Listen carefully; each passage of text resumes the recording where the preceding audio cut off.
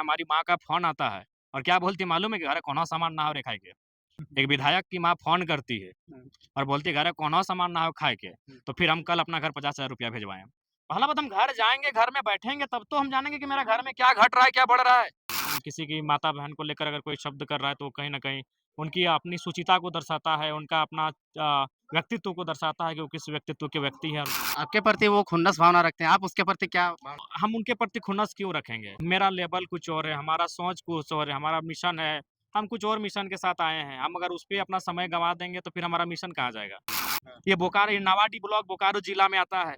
हम वचन दे चुके हैं कि हम यहाँ ज़मीन नहीं खरीदेंगे, क्योंकि नेताओं की अमीरी ही जनता की गरीबी के कारण है। तो हमने ऐसा शब्द नहीं मेरे तेरे ये सब हुआ है, तेरे मेरे बेरे इतना हुआ है, लेकिन किसी का माँ-बहन का ये ये हद पार वाला मसला। डुमरे इस वक्त नवाड़ी ब्लॉक से निकल रहे हैं और क्या कुछ जनता को लेकर के समस्या सॉल्व कर रहे हैं, उन चीज़ों पर भी जानेंगे और जो राजनीतिक गतिविधि इन दिनों झारखंड में हो रहा है, उन पर भी बात करेंगे। किस प्रकार की समस्या सॉल्व कर रहे हैं ब्लॉक में? प्रखंड स्तर है, जो अंचल स्तर का है तो अंचल के सीओ महोदय थे, बीडीओ महोदय थे, दोनों साथ ही थे, हमारे साथ ही जनता दरबार में उपस्थित थे और उनका विभागीय जो विषय था, उनके माध्यम से समाधान किया गया, जो कुछ विषयों पर आश्वासन दिया गया, समय दिया गया और बाकी जो विषय थे, जो ब्लॉक अंचल से बाहर के थे, उनको टेलीफ़ोनिक माध्यम से, अपने पत्राचार के माध्यम से उन समस्याओं का निराकरण करने का प्रयास किया गया और सकारात्मक चीज़ें हुई। मांडर से लेके चास नगर निगम तक के लोग आपके यहाँ आ रहे हैं और वीडियो सीओ पर भी आरोप लगाते हुए नजर आ रहे थे। जी कहीं-कहीं है कि जो प्रशासनिक लोग हैं वह मनमाने तरीके से कार्य कर रहे हैं। तो ज़ाहिर-सी बात है जनप्रतिनिधियों का शिकायत रहेगा, जनता का शिकायत रहेगा, वो सारे विषय को भी बहुत गंभीरतापूर्वक संज्ञान में लिए हैं और उन पर भी एक्शन रहेगा। आपका विधानसभा में प्रशासनिक तो ठीक से काम कर रहा है, लेकिन बाकी विधानसभा क्षेत्र में क्या चल रहा है? सिस्टम सही से चल रहा है कि नहीं? देखिए वहाँ के विधायकों पे काफ़ी कुछ निर्भर करता है, सरकार की मंशा पे काफ़ी कुछ निर्भर करता है सिस्टम को ठीक-ठाक चलाने के लिए। अ, एक विधायक दूसरे विधायक पर टिप्पणी कर रहे हैं और अभद्र ऐसे टिप्पणी कर रहे हैं जिसको कि पब्लिकली नहीं बोला जा सकता है। क्या रिएक्शन देंगे आप? जी, हम भी सुने हैं, बहुत ही दुर्भाग्यपूर्ण है। राजनीति में द्वंद चलता रहता है, राजनीतिक विचारधारा में भिन्नता बनी रहती है, एक-दूसरे का आरोप-प्रत्यारोप, पक्ष-विपक्ष होता है, शिकवा-शिकायत भी होता है अम, कुछ ऐसे शब्दों का भी प्रयोग होता है जो राजनीतिक दृष्टिकोण से उचित हो सकता है, लेकिन किसी की माता-बहन को लेकर अगर कोई शब्द कर रहा है तो कहीं न कहीं उनकी अपनी सुचिता को दर्शाता है, उनका अपना व्यक्तित्व को दर्शाता है कि वो किस व्यक्तित्व के व्यक्ति हैं और उनका क्या व्यवहार रहा है। ये बहुत ही खेदजनक है। आपके क्रेडिबिलिटी पर भी सवाल उठाते हैं कि वो उनसे भी कभी-कभी ऐसा शब्द निकल जाता तो हो सकता है कि इस नहीं, तरह अब के हमने ऐसा शब्द नहीं मेरे तेरे ये सब हुआ है, तेरे मेरे बेरे इतना हुआ है, लेकिन किसी का माँ-बहन का ये ये हद पार वाला मसला है। आज तक हमने 3 साल तक अभी 3 साल हमने जब विधायक नहीं बना तो उससे पहले हमने आक्रोश में ही बात किया है, उतना आक्रोश के बाद भी हुँ। और झारखंड में तो सबसे ज़्यादा भाषण देने के बाद भी हमने शब्दों में नियंत्रण रखा है। बोले तो हमने जो कहा है वो मीडिया प्लेटफ़ॉर्म पर है। कैसे आप लोग आक्रोश आपके कार्यकर्ता लोग कह रहे थे कि पुतला दहन करेंगे जगह-जगह पे सभी विधानसभा क्षेत्र में। देखिए निस्संदेह हमारे समर्थकों की भावनाएँ हमारे साथ जुड़ी हैं और कहीं न कहीं ये बहुत ही मतलब माने कह नहीं सकते हैं जितना उन्होंने जो शब्द उन्होंने कहा है उसका भर्त्सना जितना भी करे वो कम होगा, वो कह नहीं सकते हैं। आपके प्रति वो खुन्नस भावना रखते हैं, आप उसके प्रति क्या भावना रखते देखिए हैं? हमने कभी हम उनके प्रति खुन्नस क्यों रखेंगे? मेरा लेवल कुछ और है, हमारा सोच कुछ और है, हमारा मिशन है, हम कुछ और मिशन के साथ आए हैं। हम अगर उस पे अपना समय गँवा देंगे तो फिर हमारा मिशन कहाँ जाएगा? हमने तो यहाँ तक मंचों में कई अवसर पर कहा है कि उनसे 2029 में हमारी आपका राजनीतिक मतभेद होगा जब चुनाव में सामने होंगे। अभी हमने तो यहाँ तक एक बार मज़ाक-मज़ाक में कह दिया था कि अगर हम तो मान के चलिए हम अभी बैचलर हैं, हमारा विवाह अगर आपके दूर से किसी साली से हो गया, ठीक है, शादी में आप मुँह फुला के नहीं गए, मुंडन में तो टकला होने दोनों को आना पड़ेगा। तो मनुष्य हमने तो ये तक भाव रखा है, लेकिन उस व्यक्ति की संकीर्ण सोच है, उस व्यक्ति की सुचिता क्या है, वो उस पे निर्भर करता है। हमने 2-3 मंचों में कहा है कि उनसे हमारा राजनीतिक विचारधारा मेल नहीं खाता है। उनके विधानसभा जब हम गए हैं, बात को रखे हैं, लेकिन सामाजिक तौर पे क्यों नहीं खाएगा भाई? सामाजिक तौर पे हम एक समाज से संबंध रखते हैं, लेकिन उस व्यक्ति की क्या सोच है, कितनी संकीर्ण सोच है, कितनी निम्न सोच है, कितना तुच्छ उनका सोच है, ये जग ज़ाहिर हो चुका है। राजनीतिक विचारधारा कैसे निवेश कर रहा है? आप भी आंदोलन का उपज है, आजसू भी आंदोलन का उपज है, तो आंदोलन का ही तो देखिए दोनों आप उपज है। नहीं, नहीं, आजसू पार्टी और आजसू में बहुत अंतर है। आजसू को लोग जानते हैं, उसको निर्मल महतो से कनेक्ट करते हैं, लेकिन बीच में जो आजसू पार्टी बनी उसका इतिहास वो नहीं जानते हैं। अभी जो वर्तमान उनके जो मेन लीडर हैं, उनको जानकारी लेना चाहिए, जो पहला चुनाव जीते थे, वो गोवा नाम की एक पार्टी से चुनाव जीते थे। हुँ।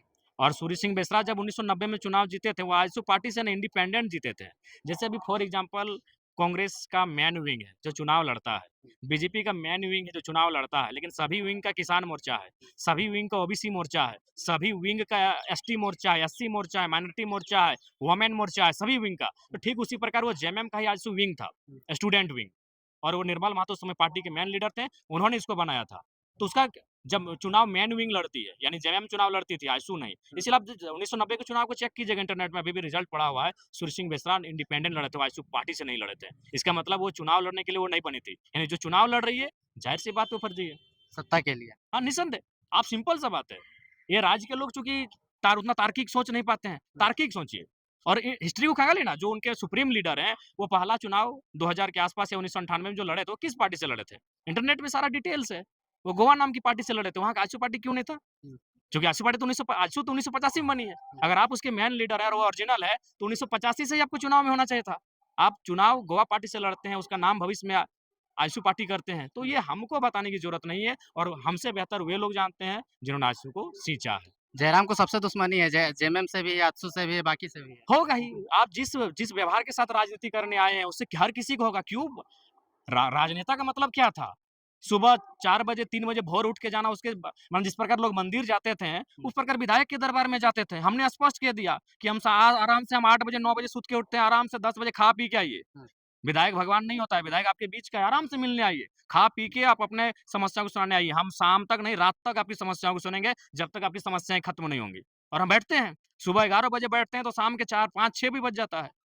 आप जो बोल रहे थे सैलरी डोनेशन का बात, वो कहाँ हाँ, तक वो हो पहुँचा? गया 28 तारीख तक। 28 तारीख को 4,80,000 जो हमारा 3 महीना का सैलरी होगा, वो हम स्टूडेंट को, जो डुमरी विधानसभा के अंतर्गत 40 स्टूडेंट, मैट्रिक के टॉप 10, इंटर में 3 फैकल्टी होता है, आर्ट्स, साइंस, कॉमर्स तीनों के 10-10, 30, 40 स्टूडेंट को जो भी होगा क माने उसके डिस्ट्रीब्यूट करने जा रहे हैं। जैक बोर्ड का? जी, जैकबोर्ड, ज़ाहिर-सी बात है जैकबोर्ड। सीबीएसई वाले तो लोगों को वो क्यों नहीं दे सक्षम है। देखिए, आप भी जानते हैं जो सीबीएसई में जो बच्चे पढ़ने जा रहे हैं, देखिए सीबीएसई में जो बच्चे हैं वो बुरा ना माने, उनके अभिभावक भी बुरा नहीं माने, लेकिन सीबीएसई में जो बच्चों को पढ़ा रहे हैं वो सक्षम है आर्थिक रूप से। जो आईसीएसई में जो अपने बच्चों को पढ़ा रहे हैं वो सक्षम है। जो डिनोबली में अपने बच्चों को पढ़ा रहे हैं वो सक्षम है। जो चिन्मया में अपने बच्चों को पढ़ा रहे हैं वो सक्षम है। जो दिल्ली पब्लिक स्कूल में अपने बच्चों को पढ़ा रहे हैं वो सक्षम है। जो सरकारी स्कूल पढ़ने जा रहे हैं खिचड़ी खा के, आपको मानना होगा कि वो परिवार सक्षम नहीं है, तभी अपने बच्चों को आज इस अवस्था में सरकारी मतलब स्कूल एक ही भेज रहे साथ हैं। मिला के 3 महीना का दे रहे हैं। हाँ, एक ही साथ 3 महीना का। उसके बाद हमने सोचा है कि हमारे विधायक बनने के बाद हमारे क्षेत्र में कोई माता-बहन जिन्होंने अपने परिवार के मुखिया को खो दिया है, या फिर कोई ऐसा विकलांग भाई जो सक्षम नहीं है शारीरिक रूप से, या फिर कोई ऐसे स्टूडेंट जो ये कहते हैं कि हमारा परिवार का हालत ठीक नहीं है और ट्यूशन फी नहीं मिलता है, हम अपनी पढ़ाई छोड़ रहे हैं। तो बाकी इसके बाद जो हम निर्णय लेंगे, सरकार हमारी माताओं-बहनों को ₹1000 दे रही है, सरकार गवर्नमेंट, विधायक जयराम महतो अकेले उनको ₹1000 महीना देगा। हम पहले उनको चिन्हित करेंगे कौन-सा परिवार ऐसा है जिनकी माताएँ-बहनें अपने परिवार के मुखिया को खो चुकी हैं और उनकी परिवार की स्थिति ठीक नहीं है। लेकिन डुमरी विधानसभा बड़ा क्षेत्र है, कैसे क्या कोई चिन्हित कीजिएगा और उतना आपका नहीं, आपका वो बजट हमारे भी नहीं है। नहीं, देखिए अगर हम 20 को भी दिए तो बहुत बड़ी बात होगी। तो फिर जो किसको छाड़ दीजिएगा? फिर तो पूरे मतभेद वाला बात हो नहीं, जाएगा। मतभेद होगा उनको समझना होगा। हम आकलन करेंगे। हुँ, अभी मान के चलिए अबुआ आवास आता है। हुँ, 1 होता है लेकिन दावेदार 10 होते हैं, तो सर्वे होता है।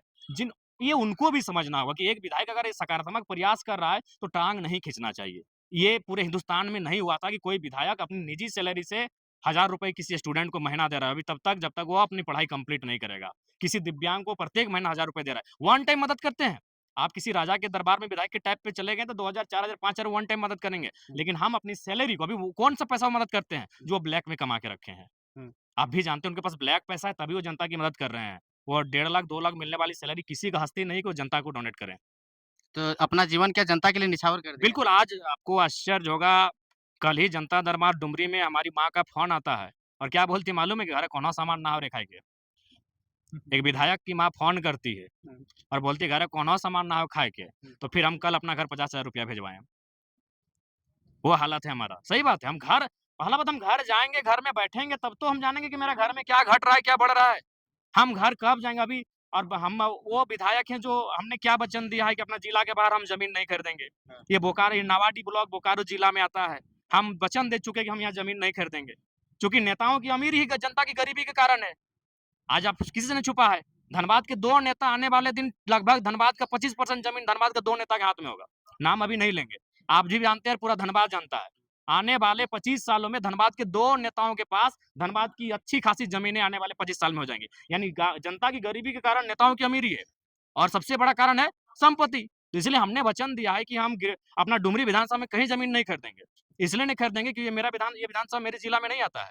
तो ज़ाहिर-सी बात है जब हम ये ज़मीन नहीं खरीदेंगे तो मेरा खुद का यहाँ घर ही नहीं होगा। अभी क्या रेंट में रह रहे हैं? हाँ, रेंट में नहीं रहे हैं, हमें चाहने वाले बहुत से लोग हैं, उनका एक घर बना है हुँ। और 3 भाई हैं, एक छोटा का शादी नहीं हुआ है तो बोला हमारा जो कमरा खाली है उसमें रहिए। उसका शादी होगा हम वहाँ से फिर शिफ्ट हो जाएँगे। माँ का तबीयत कैसा है? कमर-वमर नहीं, वगैरह? उनका दिल्ली में इलाज होगा 6 दिन बाद उनको दिल्ली भेज रहे हैं, तबीयत बहुत ज़्यादा खराब है।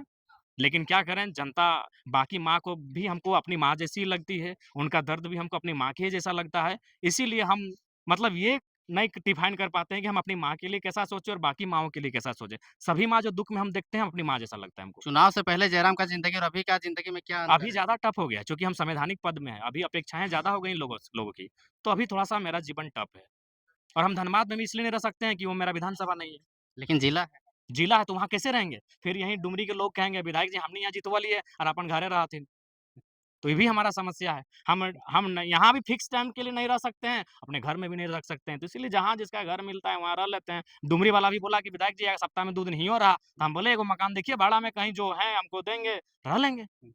अरुणाचल प्रदेश, मेघालय वगैरह घूम कर के आए, क्या कुछ सीखे? देखिए वहाँ का नीति नियम स्पष्ट है कि जो आउटसाइडर लोग वहाँ जॉब करने के लिए जाते हैं, जॉब करिए और फिर जॉब खत्म हो जाता है, घर जाइए। यही झारखंड में होना चाहिए।